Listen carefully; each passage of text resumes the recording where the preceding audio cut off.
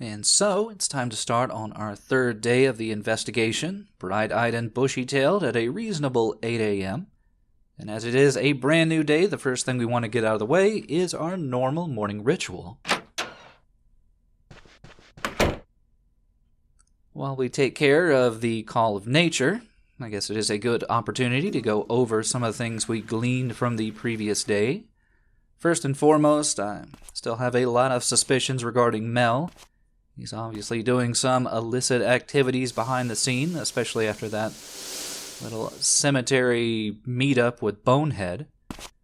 He also seemed to have some direct connection with both Emma and Kathy, though we don't really fully know how. Beyond that, there is also the questionable relationship between, I guess, Kathy and Father Barton. I mean, Father Barton definitely has some questionable ideas about death and sin, and also Kathy seemed to be, I guess, actively trying to rebel against him. Just quite a few things to follow up on today, and the first thing we want to go and follow up on is in regards to that key that we found up in Emma's room. Now, we already know that that key, as mentioned from Winona, is probably to her school locker, and she did offer to join us. The question is, at this early point in the morning, it's a bit difficult to pin down where Winona might be roaming around town, but I do happen to know just where she is, and it's up at the northern part of town near the lake. So we'll bid adieu to the old pupper here, and go ahead and head up to the lake.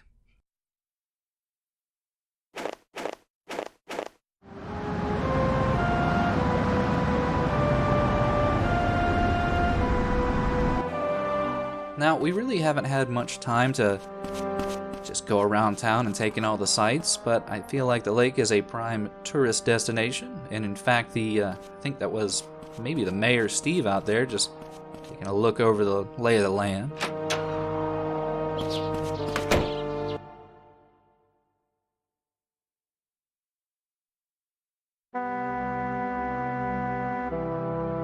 But Winona herself is actually out here on the pier.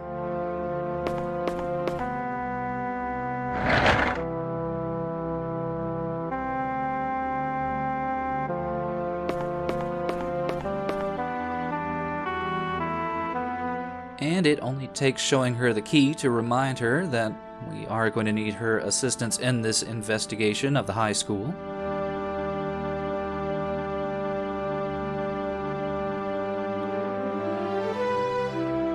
Actually, I guess thinking about it, that's probably not Mayor Steve out there looking over the water. That's actually probably Winona's father.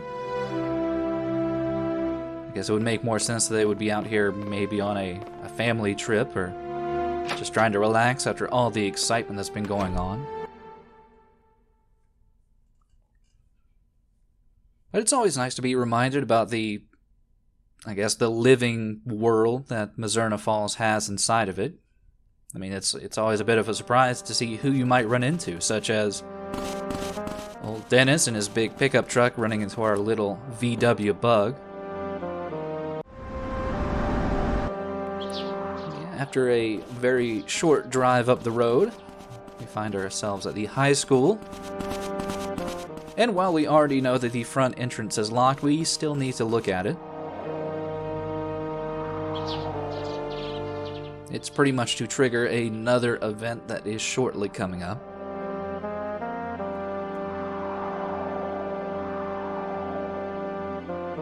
And I think also just overall to direct us to go check out the teacher's lounge to, I think, hopefully catch up with Liz. I don't really think any other teacher is going to be of great assistance to us at this point.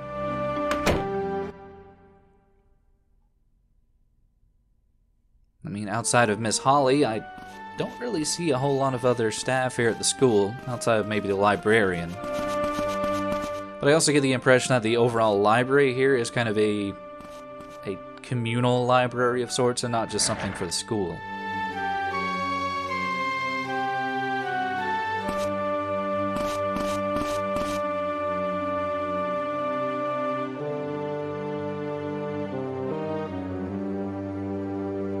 But yeah, we are able to get a little bit of information in regards to why the school is currently locked up. Part of me would say it's because of the fact that it's a Christmas holiday, but the real reason seems to be about the incidents that's been going on, the disappearances, the murders. And sadly, Liz just kind of sees through our facade of why we'd want to get inside the school. She's already kind of pointed out that Matthew's probably not a, honor student, so there doesn't really seem to be much of a reason for him to want to get inside the school. Thankfully, we do have a little bit of a trump card in our sleeve, I guess. And even though Winona was pretty obviously here before, Liz now takes notice of the fact that there is two of us.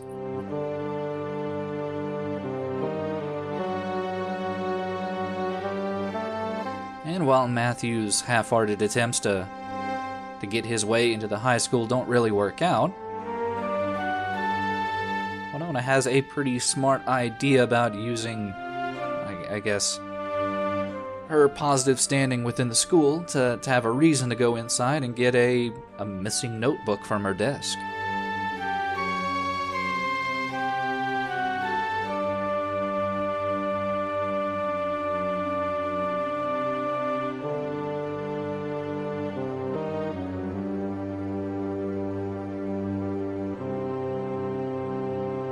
And, Matthew's pretty crestfallen about, not being considered trustworthy to go inside the school.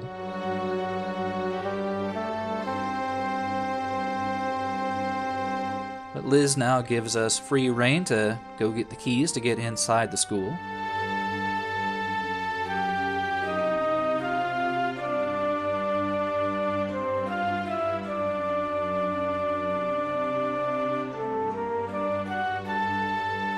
So it is very beneficial that you make sure and have Winona here with you, because otherwise, you would not be getting inside the school to get whatever evidence might be waiting inside of Emma's locker.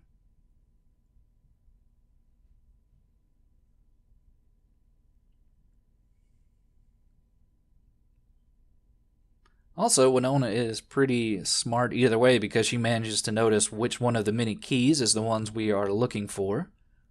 Though she does mention that we are going to have to be a bit quick.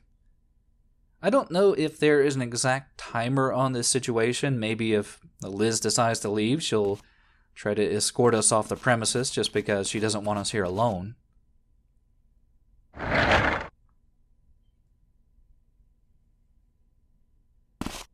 But getting into the school now that we have the keys is a pretty simple affair. There's just a covered walkway here leading right inside.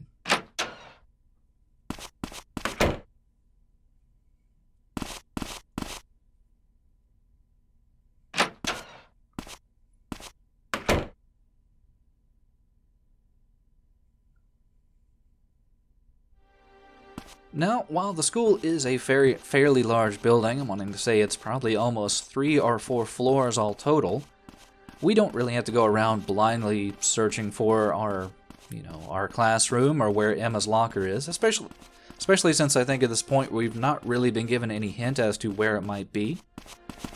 Instead, it's a simple matter of following Winona right to where we need to go.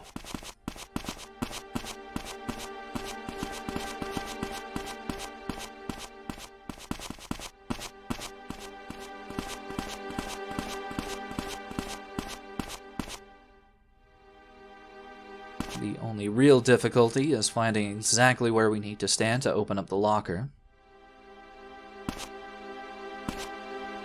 But with a little bit of finagling, finally managed to get to the right spot.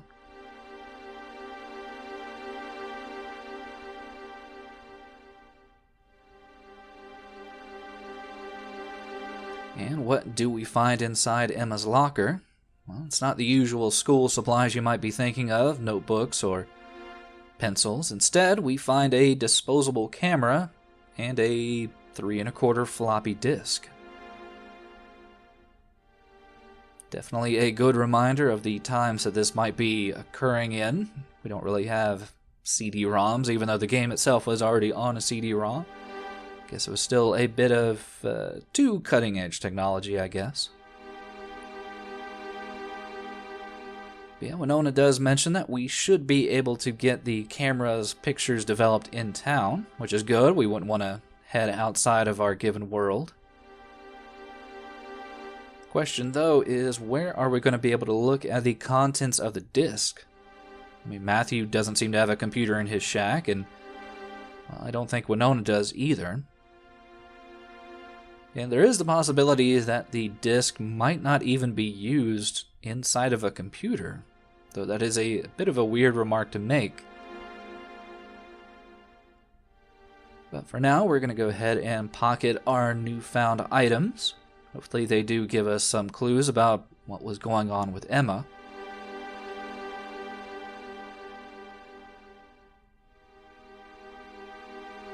And yeah, before we make our way back out of the school, there is still the question of getting that notebook that I guess Winona had left behind in class.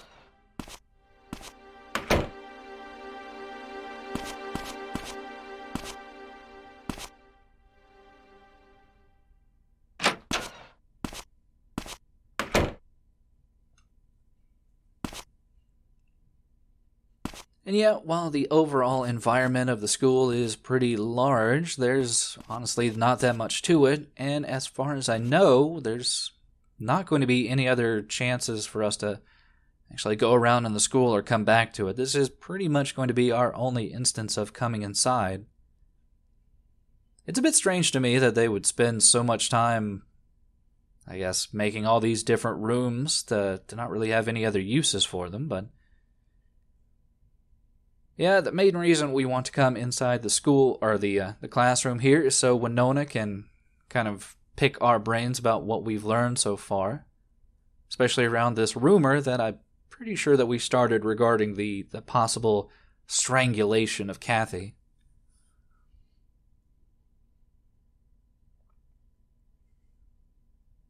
And even though Matthew, I don't know, at this point he did kind of dump the fact that there was some connection with Emma and Kathy being out there in the forest. Winona at least still holds on to that, and she thinks, yeah, this definitely can't just be a coincidence.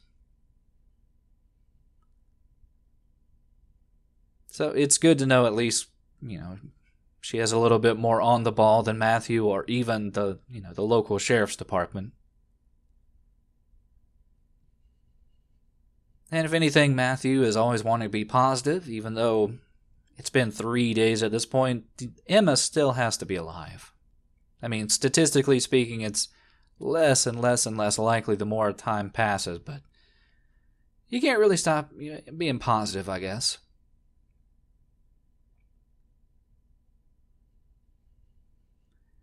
Yeah, he still pauses the question of why wouldn't their best friends know about the fact that Kathy and Emma had some connection. It seems like a weird thing to cover up. Just something we're going to have to figure out more, I guess, as we head along, though it is at this point that Matthew finally picks up, or gets told pretty blatantly that, yeah, Winona just made up a lie to get into the school. There is no notebook. And Matthew's whole conceptions of reality just come crushing down upon him.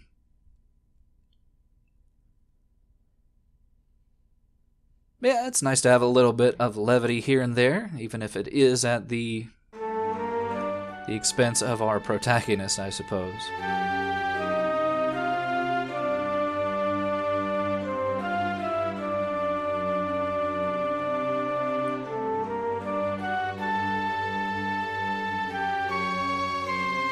And while I'm fairly certain Liz doesn't really believe Winona, she's at least willing to give her, I guess, the benefit of the doubt.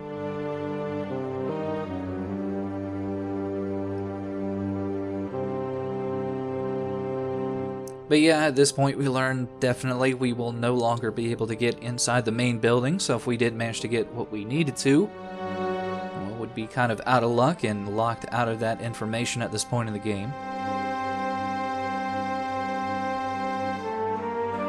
And also we do get some additional indication that, Yeah, I think Liz understood that we were trying to get some more information for the investigation, but she definitely feels worried about, two kids poking their noses where it probably doesn't belong. Problem is at this point that I really don't have a whole lot of faith in either Morgan or Hudson.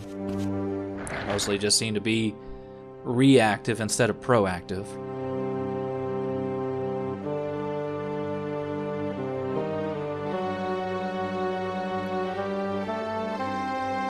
For now, though, Matthew is going to be following up with the disposable camera and also trying to figure out what to do with this mysterious floppy disk.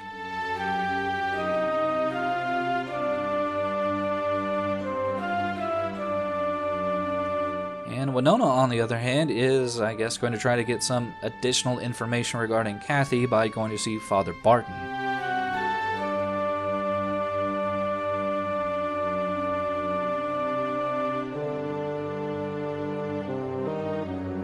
So hopefully she is going to be able to unearth some information that might be helpful to us. And while we do have 2 new items that we can make use of, I think it might actually be worth following up with Sheriff Morgan and seeing if maybe over the course of the night something managed to happen and he maybe figured out something, though it's a bit of a long shot, I guess.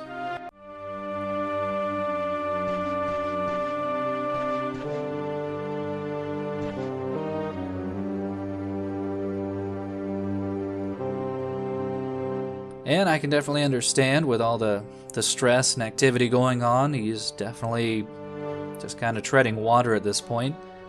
I guess that does kind of bring up, the other comparisons to Twin Peaks. In Twin Peaks, their sheriff department was also just as small, and I think that's why they ended up calling the FBI in to try to assist with the investigation. I guess since it's only been such a small amount of time that Sheriff Morgan doesn't want to jump the gun and seem like an idiot over, just a missing girl case.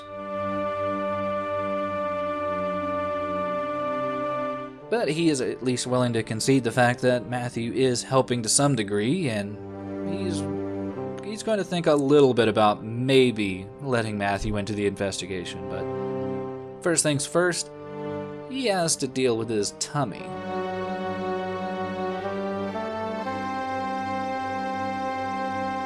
But yeah, if we bring up the items that we found from Emma's locker, he does have some genuine curiosity about what we might have found with it.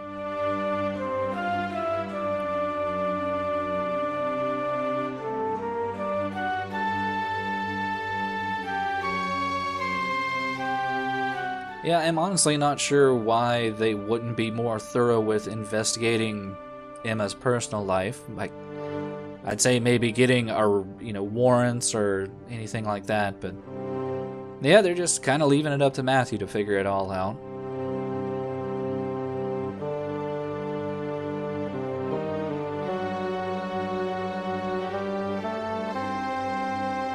And the good thing is, by hitting up Sheriff Morgan here, since we do offer to go get the film developed, he is actually willing to give us a little bit of money to go get that done. Now, the interesting thing about that is that while right now we have pretty much an infinite supply of money, I actually read an interview from the designer of the game who mentioned that there was originally plans to have something of a limited money system in the game where, while Matthew didn't have a job, he would have to find other means to try to secure funds to pay for gas, pay for food if need be, or in this case, pay for the development of the film. So, while I think that would have just added an unnecessary hurdle to the game, it would have been an additional interesting mechanic. But yeah, the other item, the floppy disk, is not really going to be... we're not going to be getting much information from Morgan on that end. Instead, he directs us to someone else, Mary Lou, who... Yeah, I'm not sure why it's a joke, but he seems to say that Mary Lou might be the more technologically advanced one in the sheriff's department.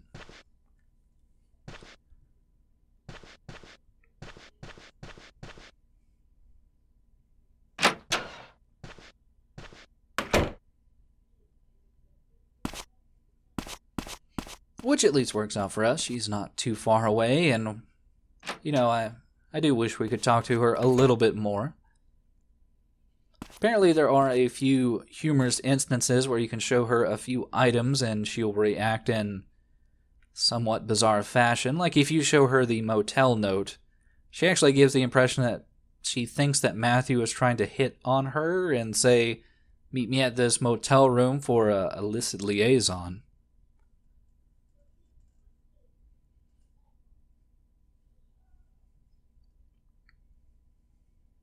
But yeah, by showing her the disc, we also get a pretty clear view of the fact that she does have a computer adjacent.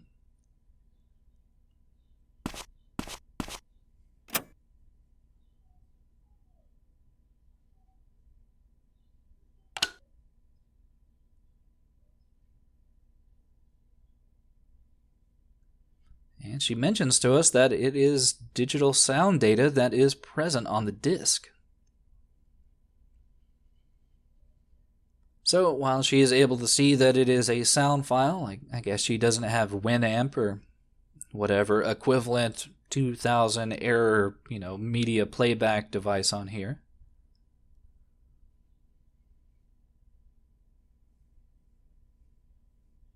So yeah, she's able to tell us what's on there, but we're still going to have to figure out some way to play it back.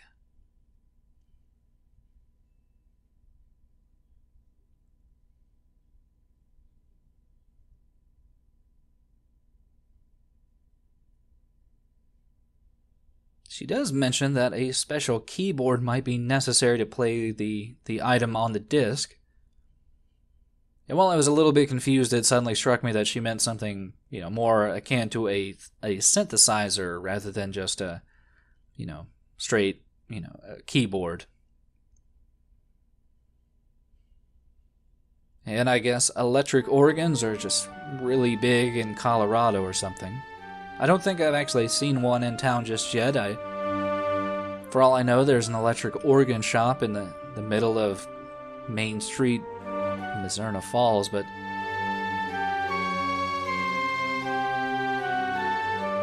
yeah, we're gonna have to try to figure out where an electric organ might be. And I actually have a pretty good idea about the first place to try to check on that. Though, I guess a part of me is also thinking of up on the church.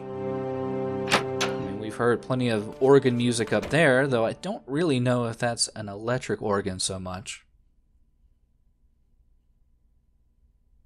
I think, honestly, since Emma was in ownership of the disc, it might be, prudent to go check up with her mom to see if maybe she has any ideas. For that, though, I do want to go head over to the main square of Mizzurna Falls. And I actually do want to do a little bit of driving, not only to show off my amazing driving skills, but also, I guess, just to explain some of the numerous cuts going on between different locations. I do want to try to show off driving to new locations when I can. It's nice to be able to drive around this open world and take in all the sights, and I guess just to get a bit of a tranquility between all the investigations. But yeah, as opposed to Deadly Premonition, there's just honestly not that much going on while driving. It'd be great if we had, Zach to talk to, or if we could make phone calls while we were just driving around. Anything to pass the time, but it's honestly just getting from point A to point B. With point B, in this case, being a pretty easily missed portion of town, where we can find the local camera shop with its strangely open kiosk. Honestly, wouldn't think that having just a wide open window in such a snowy and cold environment would be really conducive to employee happiness, but I don't know. It seems like a really bad decision.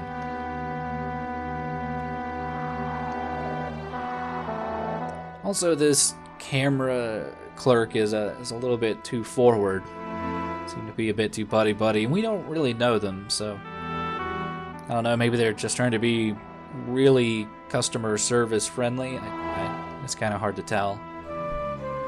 Either way, it seems to put Matthew off to where he almost forgets about the fact that we need to develop the film and the camera.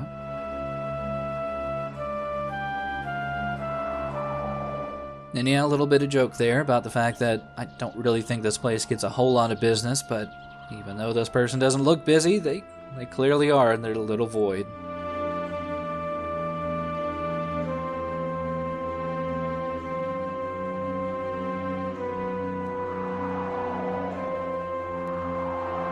And I think it's with that excuse of busyness that while they are more than willing to develop the film and our camera, even giving us a few different options, I guess high gloss matte finishes or just regular in this case.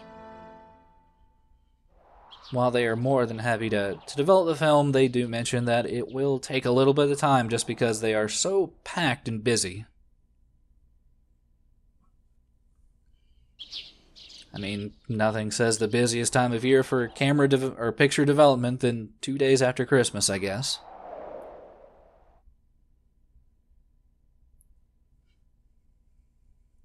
And also they mentioned getting paid up front. I think even if Morgan doesn't give you the money, you can still manage to pay for the film development.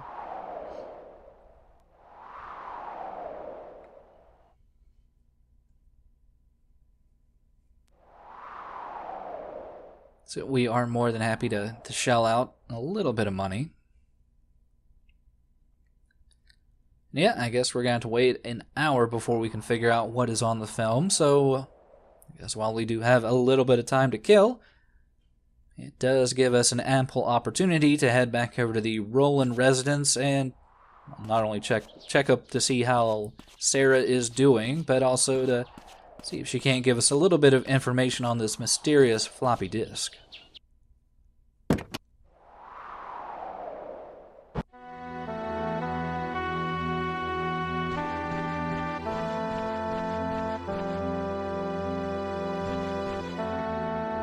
Yeah, while she is still moping around the house, she is honestly in pretty good spirits overall. Yet again, not manically crying or breaking down.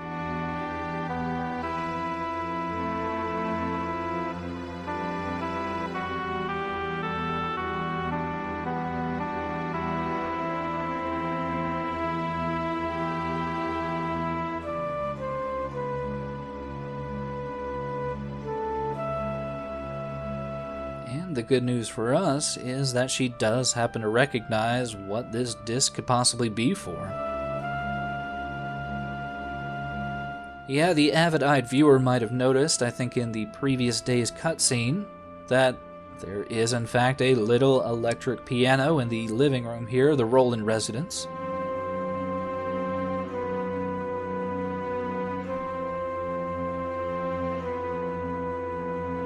That is where we are going to try to use this little mysterious disc.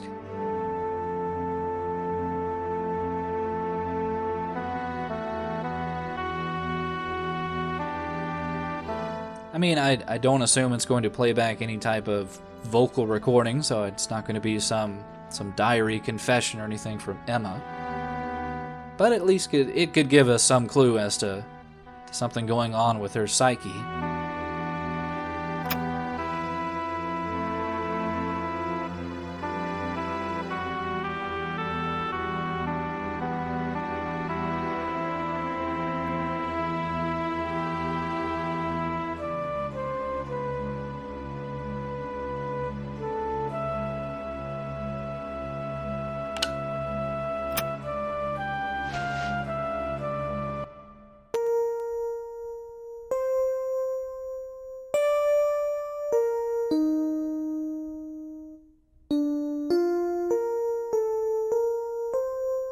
Yeah, we are greeted by a brand new song. Pretty welcome addition, I'd say, to all the driving music I've had to listen to. Yeah, it's a song that Emma always played called Eternal.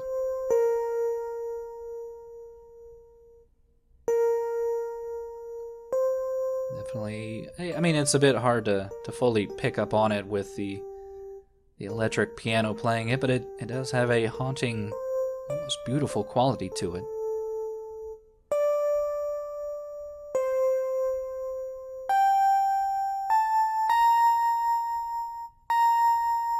But why was Emma so into this song?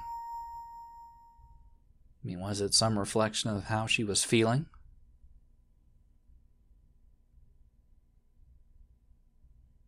Well, speaking of Emma's mind state, it could very well be that Dr. James has something to say about this, so it'd be worth hitting him up about it. And, yeah, rather inadvertently, we managed to stir up some pretty sad feelings with inside Sarah, so just gonna see myself out.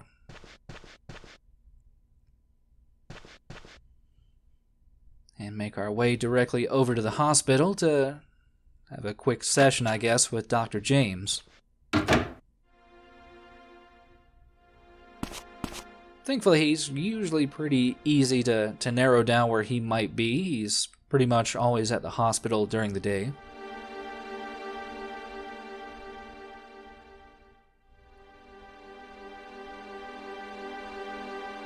And upon inquiring about this song, Eternal, he has a pretty unexpected reaction to it. I mean, initially it seems like he has heard about it, but immediately after the fact, he kind of plays dumb.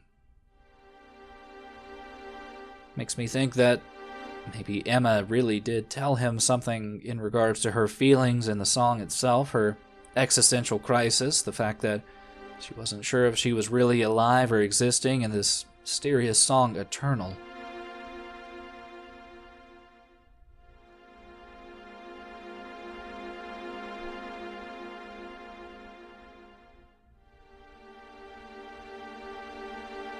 Yeah, well, Dr. James says he doesn't have an immediate knowledge of the song. He is kind of pressing us a little bit more about how we learned about the song and why we think Emma might have liked it. And it just seems overall that he is hiding something from us. He's playing games with us. And to be even less straightforward, he says that we should probably head to Bar Wolf tonight, and we might be able to hear the song there.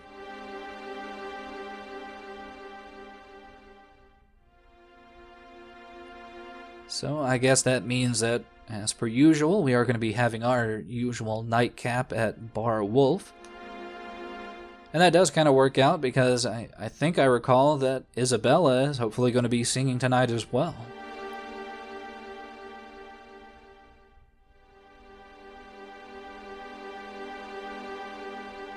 But yeah, it's kind of hard to get a direct line on Dr. James here.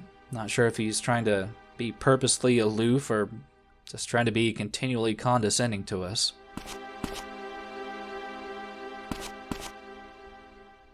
But as it is getting closer and closer to lunchtime, I do recall that Morgan did mention something about wanting to get burgers. And I honestly wouldn't mind getting a burger myself. I actually think we haven't eaten anything but chips since, I think, the first night.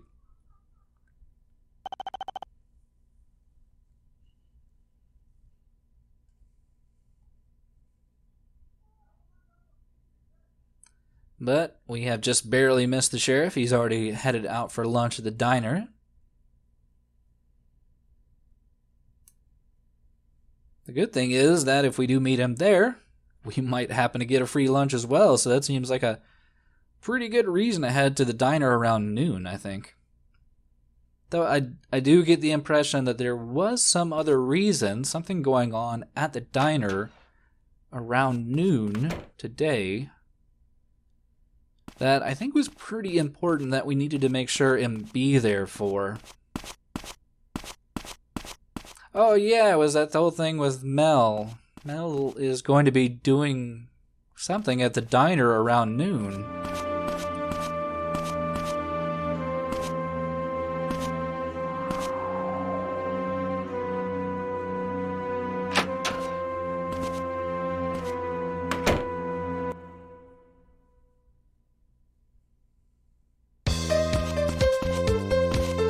And since it's that weird moment or time between breakfast and lunch, what we call brunch here in the States, yeah, it's a bit slow in here. That does give us a little bit of time to talk to Lorraine here.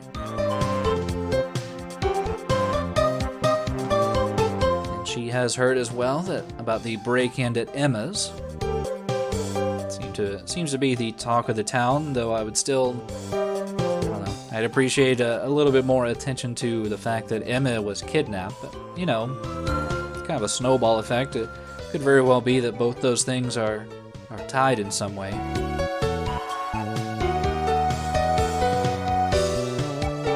Still, we reveal the fact, probably unnecessarily to Lorraine here, that Emma's diary is missing, and she does indeed agree that's a pretty strange and random thing to just steal out of someone's room. Still, we don't really know if there's any vital clues that might be in there, though there seems to be more and more of an indication there definitely was.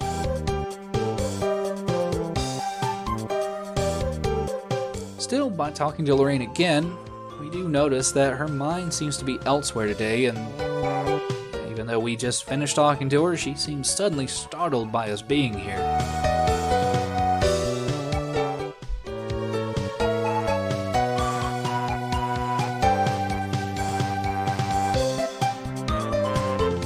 And I have a very good inkling about what might be bothering her right now.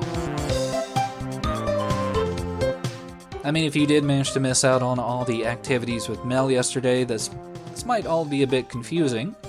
You might just be here to get a quick bite to eat with the local constable.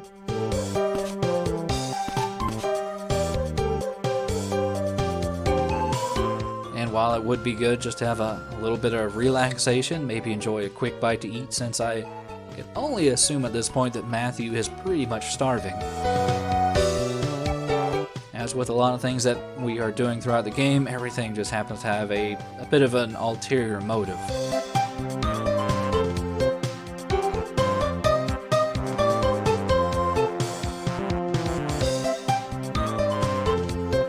And while Lorraine's character portrait gives a steely-eyed poker face, her actual mannerisms are pretty clear to see through.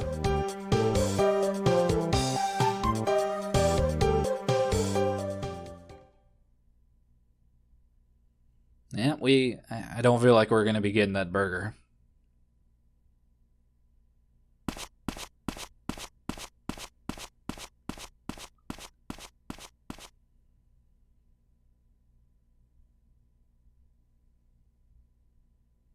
Still, while we wait to get what I can only assume to be a saucer full of coffee, we can pick Morgan's brain a little bit more about the burglary.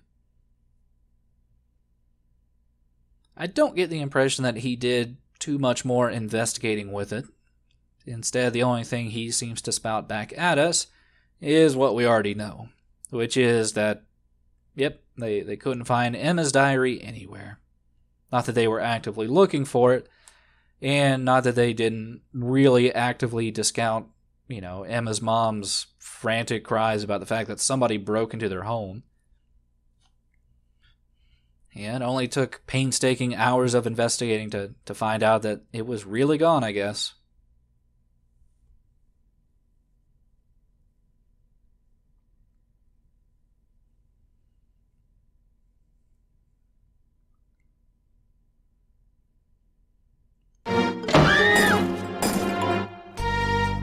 And sadly, as I mentioned, we are not going to be able to just have a relaxing lunch with the sheriff. Instead, Jason Voorhees and what appears to be his brother are enacting their nefarious robbery scheme. I do apologize. This is one of those scenes where it just seems that the text is going on automatically. So if it is going a little bit fast, nothing really I can do about it. It's just how the game is operating. I think you can kind of get an impression, though, of yeah, this is a pretty tense situation, especially considering that the sheriff is here. I think these robbers were definitely banking on the fact that there wouldn't be any active resistance here during the robbery.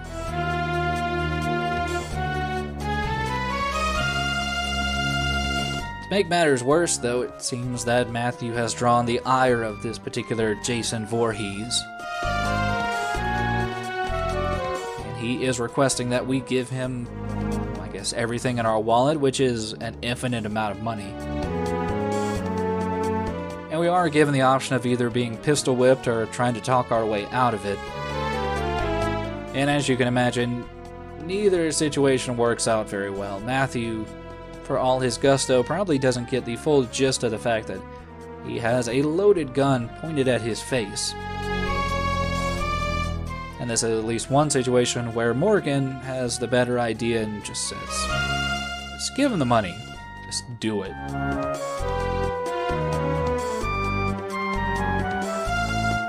So we are given another option of either being pistol whipped or trying to talk our way out of it.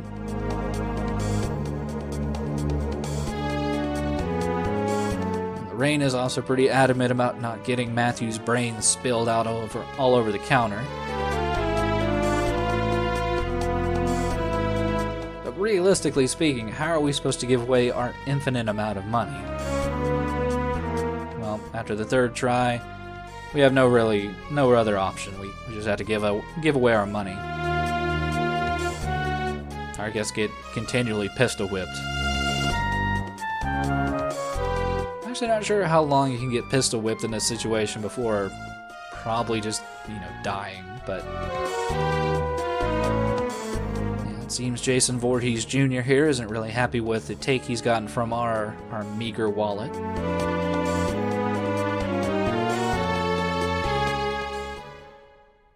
And yet, the other Jason pretty much understood that there was no way that Matthew was going to have any money on him.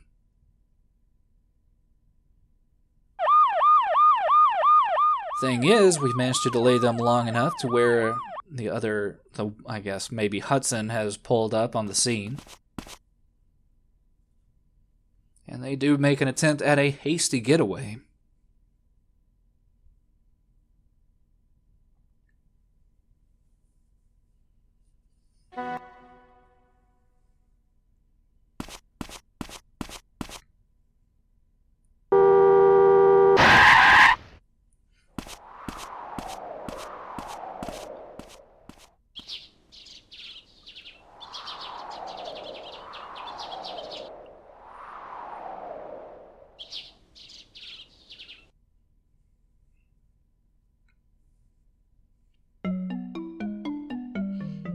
Certainly a close call. Almost had another homicide on our hands with that pedestrian out on the street there.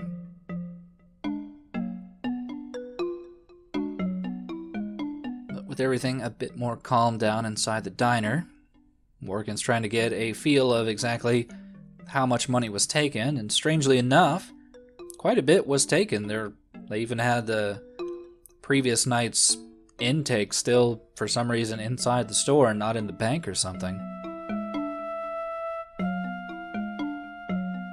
Which is a bit of a shame, but I guess that the insurance will cover it.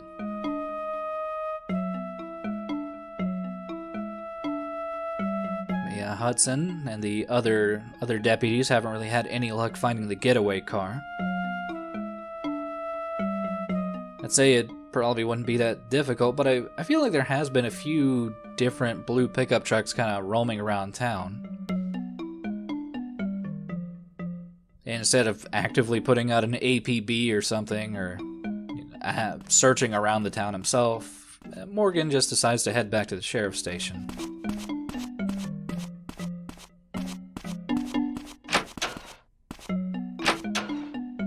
We, on the other hand, though, are going to do our due diligence and, well, I guess first check up on Lorraine here and see how she's doing after that frantic robbery.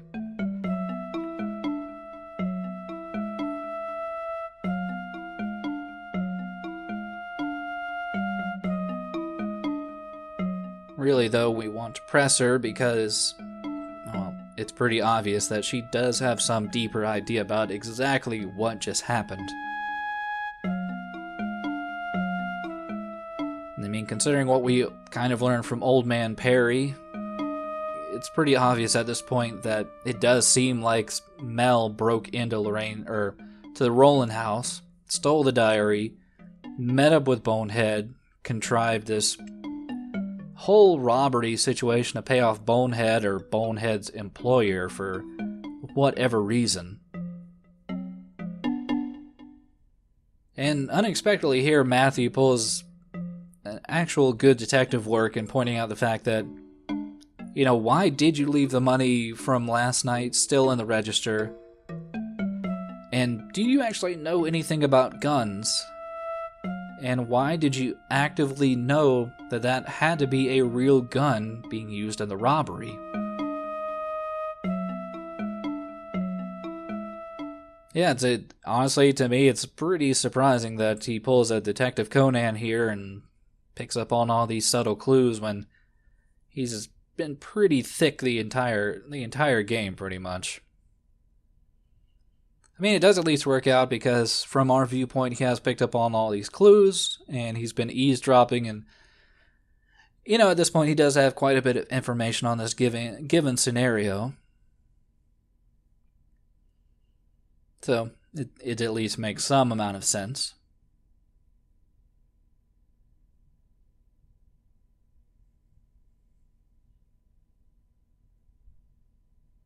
And, yeah, she pretty much cracks under the pressure, under the stern, watchful eye of Detective Matthew.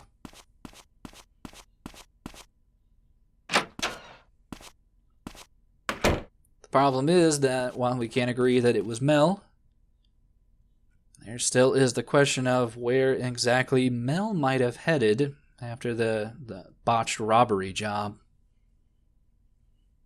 Lorraine is not going to be much help in that situation.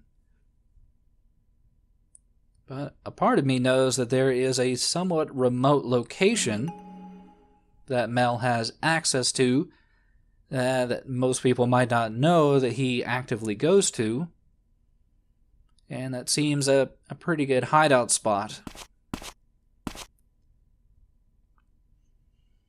And that would be at the workers' lodging way up in the mountains, up at Coughlin's Peak. So I think that will be a good place to start our investigation next time to follow up on this robbery and to figure out what's going on with Mel. But for right now, hopefully you'll join me next time as we follow up on that lead. See you then.